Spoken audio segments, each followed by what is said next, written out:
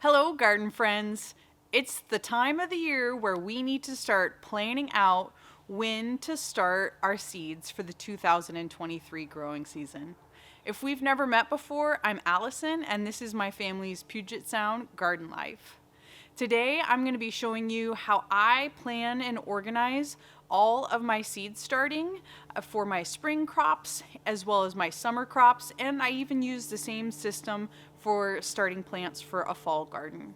Now, if you've never started vegetable seeds before or flowers or herbs, this video is going to be really helpful so that it's not super overwhelming on when you should start things so that they're the right size and maturity to put them outside at the proper time. Now, for those of you that have been growing your own seeds for a long time, maybe you're looking for some new tips, some new ideas on how to stay organized and how to plan it out so that you're not stressed about whether or not you're too late on some seeds. Or if you're like a lot of gardeners that I know, you might often start seeds too early just because you're really excited. Today I'm going to show you how I create my seed starting calendar two different ways. I use an Excel spreadsheet and plan dates out that way, and I also use a paper calendar system as well, and you can use both methods or you can choose whichever method fits well with your style. Regardless of whatever calendar system you use, the most important thing that you're going to need to know to start your seeds is when your last frost date is. This is super important because you're going to use that date to decide when to plant all of your seeds and also when to plant things in the garden. The easiest way to find your average last frost date is just hop onto Google and throw in your zip code and average last frost date. You're going to see there's a lot of different websites that will give you an average last frost date. There are a couple I like. One in particular is called Plant Maps. And what I like to do is look at a few different websites and get an average idea of those different dates and then pick a date that kind of is in the middle of all those dates. Another good way is to hop on to Facebook and join a local gardening group and reach out to people on there to see if they have a date that they usually like to use as the average last frost date. Another great way is to actually look at the weather data from last year. You can look up the exact last frost date for the prior year, and that will give you, instead of an average, it gives you that specific date. That doesn't mean that this next year will be the same, but it does give you an idea of where it fell the prior year. First up, I'm going to jump into that Excel spreadsheet and show you on my computer how that spreadsheet works and how I use it to plan the things that I like to grow for me and my family.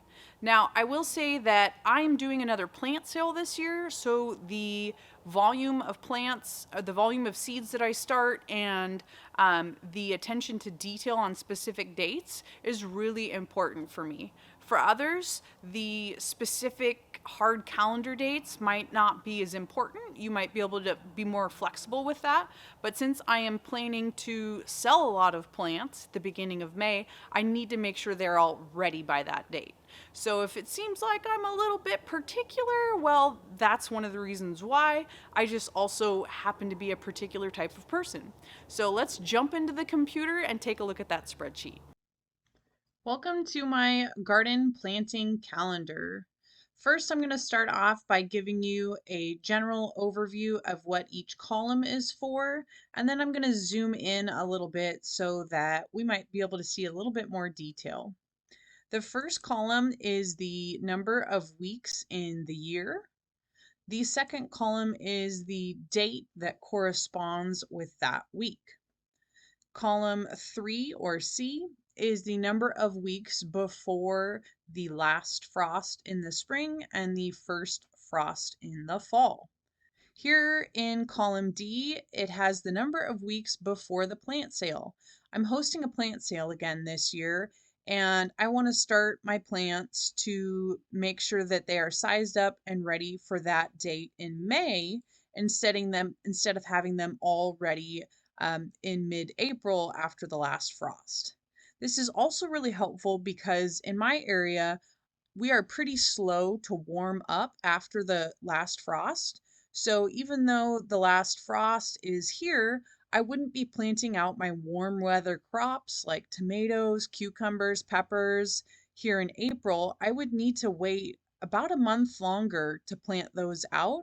And so having this second column can help me plan for my target date for planting out my warm weather crops, whereas I might use this first column that's more focused on the last frost date for planting out my spring crops that can tolerate more cold weather.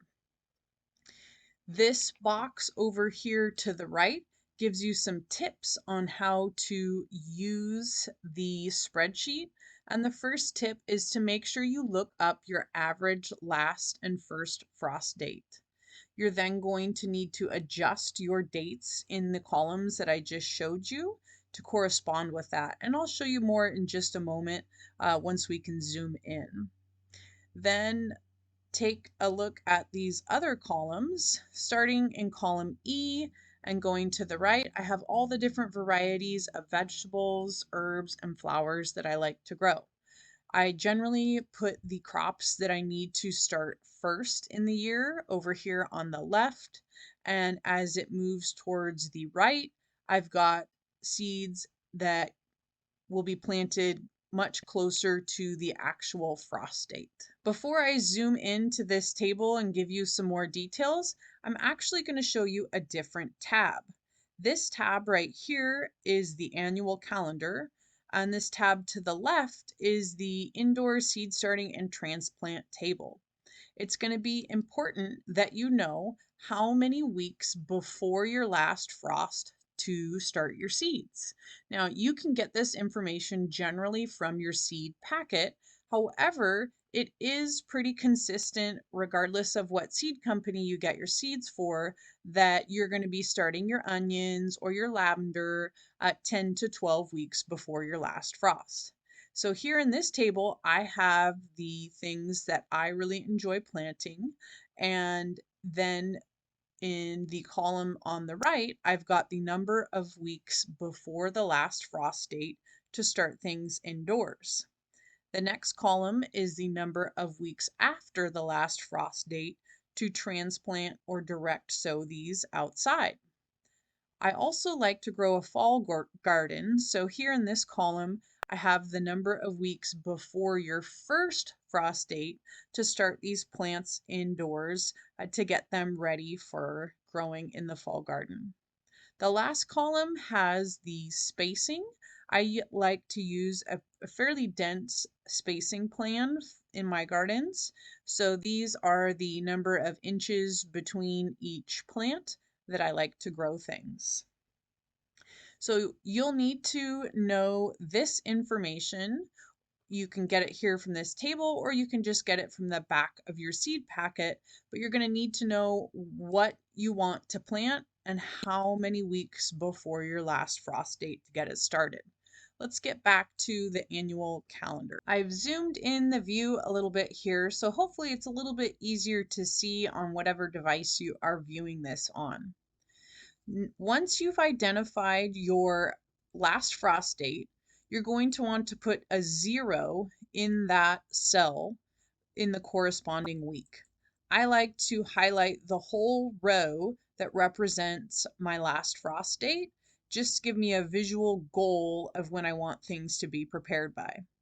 Once I've got my 0 entered here, I can backfill with negative numbers if that's your thing, or you can just put positive numbers as well, and it's going to count backwards for the number of weeks. In the opposite direction, it's going to count in a positive direction, but here I kind of switched to negative again to get prepared for planting the fall garden. Once you've built out your weeks before the last frost column, you can start entering when you want to plant certain varieties. In these cells, I like to enter either the type of container I'm going to be planting these in, or maybe some more specific details about what I'm planting, or it might just be the same words as the top of the column just to indicate when that will be occurring. So you're going to want to either have your seed packets with you to see how many weeks ahead you need to plant them, or you can use that table here and have that available to remember how many weeks before that last frost date to fill in each cell. Once you've taken the time to plan out what you want to grow and you can pop these into your cells, you will be able to have a full calendar for your whole planting year. Now, in some of these cells, you can see that I have it marked that I'm going to be doing multiple plantings. And that's because I'm going to be doing a little bit of succession sowing as well as planting things early to grow in our high tunnel and then having another planting prepared for the plant sale.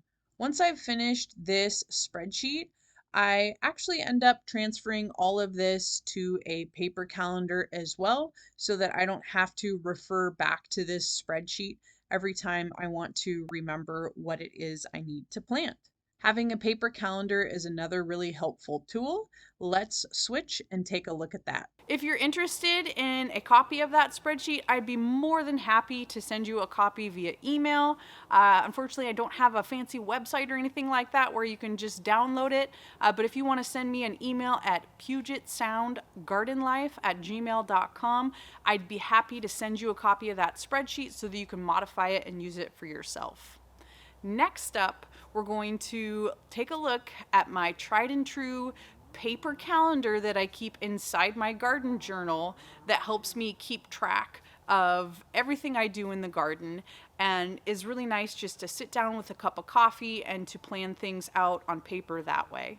If spreadsheets and computers are not really your jam, or you're looking for something maybe you can take outside and don't want to have to worry about your computer, well, you should use a garden journal as well as a spreadsheet or in place of a spreadsheet. I like to use this garden journal for all sorts of stuff. I use kind that has gridded paper in it, so it's really nice to make charts, tables, draw layouts for things, and etc. I keep my paper version of my seeding and planting calendar in here. So let me give you a closer up look. For my seed starting calendar in my garden journal, I have it on these pages vertically instead of horizontally. And the first thing that I do is I actually start at the bottom of the page with number 52 so that I don't have to stress about counting. And I number my weeks of the year from the bottom to the top. Once I have the number of the weeks in the year, I add the corresponding Saturday date to that so I know the dates of each week. And once I've done that, I enter my last frost date. And here I also have my plant sale date. And then in this column on the side, I've got my weeks until the last frost. Then from there, I can determine when I'm going to plant things, getting started with my perennials and onions and herbs and flowers that take a long time to grow. This is also a really good place to write down when I harvest things. It's really helpful because you have an expected idea of the lifespan of the crop. However, that doesn't always match reality. And so here you can record when you end up harvesting it, and then you have a real record of how long it took those things to mature in your specific climate and how long it took you to grow them. Now that I've shown you the two different ways that I like to create my garden seeding calendar, I want to show you a third thing that I do to really just help myself stay organized and get things done. I'm the type of person that uses a daily planner. I like it on paper. I also keep a digital calendar as well, but I really like the activity of sitting down with my paper calendar and planning things out. I use it for all kinds of stuff, and let me show you how I use it for seed starting. The planner that I use has a tab for each month, and it also has weekly calendars as well. So the monthly calendar looks like this, and the weekly calendars have a space for each day. How I use this for seed starting is with the monthly calendar. The monthly calendar view is actually where I do my meal planning, but you can see here on the left there's this extra space for notes. So what I've done here in this column adjacent to each week is just write down what I need to seed for each week. So that way when I am getting my meals ready for the week and planning out our life, I also see and can keep on my list what I need to be planting that week. Something new that I'm trying this year that I learned from Jill at Whispering Willow Farm is to pre-package all of my seeds into their own containers. I've been using these photo box seed storage containers for several years now, and they're really helpful.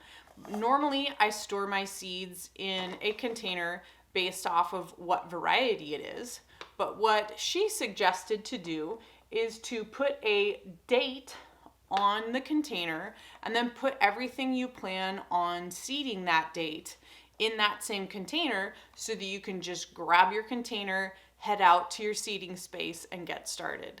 I'm really excited about this idea, and I've got it set up for most of my seeding dates. I will need to kind of reorganize in about a month because I'll be doing some succession planting, so I'll have to move seeds from one to another. But I really like this idea, and I'm so thankful that she shared it, and I hope that something like this works for you. If you don't have these type of containers, another idea of what you can do is put those seeds in a Ziploc bag or a paper envelope or something like that, and then just put the date on whatever container it is that holds your seed packets.